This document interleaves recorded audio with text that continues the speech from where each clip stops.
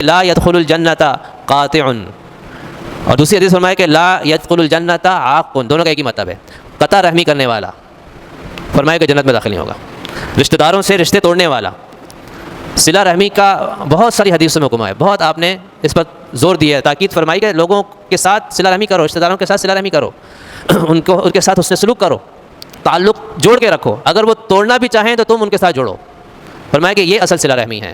اور دوسری حدیث میں کیا فرمایا کہ جو آدمی چاہتا ہو کہ اس کے رزق میں اضافہ ہو اور اللہ تعالیٰ اس کو لمبی عمر عطا کرے، وہ صلہ رحمی کرے۔ یہ حقیقت ہے کہ بعض دفعہ رزق کے معاملے میں کوئی آدمی ہر وقت پریشان رہتا ہے، آپ اس کو دیکھ رہے ہوں گے سالہ سال سے پریشان ہی پریشان ہے، کبھی کوئی حالات، اس میں سے ایک بہت بنیادی وجہ جو ہمارے معاشرے کی ہے نا، وہ ہے قطع رحمی۔ بظاہر بہت اچھا آدمی ہوگا، شریف ہوگا، نمازی پرہیزگار دیندار ہوگا، نہیں دیکھنے میں تو ایسا لگے گا کہ اس میں تو کوئی خامی نہیں ہے، پھر بھی اتنے پریشانی کیوں اس کے اوپر آ رہی ہے؟ تو ضرور یہ معاملہ ہوتا ہے بہت سارے لوگوں میں۔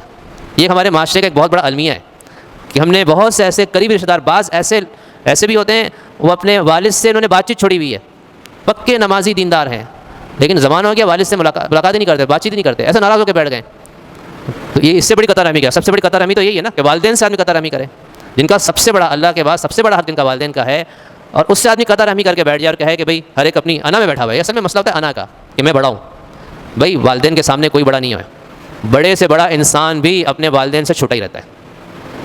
حضرت امام حیوہ رحمۃ اللہ علیہ بہت بڑے محدث گزرے ہیں، اور ان کا جب درس ہوتا تھا، اپنے زمانے کے بڑے مشہور محدث ہیں، ان کا درس ہوتا تھا تو بہت بڑا مجمع ہوتا تھا حدیث پڑھنے والوں کا، ان کے شاگردوں کا۔ اس زمانے میں تو لوگ دور دراز علاقوں سے آتے تھے پڑھنے کے لیے، مختلف شہروں سے آتے تھے پڑھنے کے لیے، لیکن آتا ہے کہ جب وہ درس حدیث دے رہے ہوتے ہیں اور ان کے سامنے ان کا سینکڑوں یا ہزاروں کی تعداد میں مجمع شاگردوں کا بیٹھا ان سے حدیث پڑھ رہا ہوتا تھا، تو ان کا پیچھے ہی مکان تھا، وہاں ان مکان سے ان کی امی کی آواز آتی تھی، حیوہ اٹھو اور مرغیوں کو دانہ ڈالو۔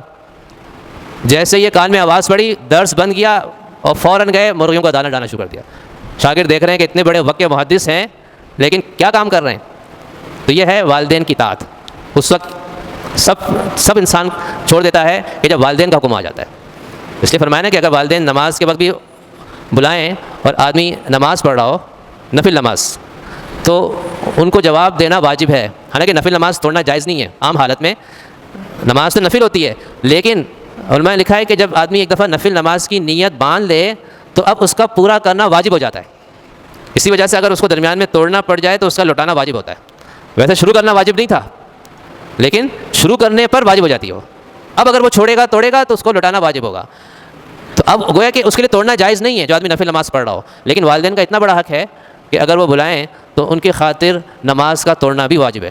علماء نے یہ بھی لکھا ہے کہ یہ حکم جیسے والدین کا ہے ویسے ہی ان کے والدین کا بھی، دادا دادی نانا نانی، ان کا بھی یہی حکم ہے کہ اگر وہ بھی نماز کے دوران بلائیں گے نا تو پوتے کو نواسے کو اپنی نماز توڑ کر ان کا جواب دینا واجب ہوتا ہے۔ تو فرمایا کہ قطع رحمی اس کی وجہ سے انسان جنت سے محروم ہوگا۔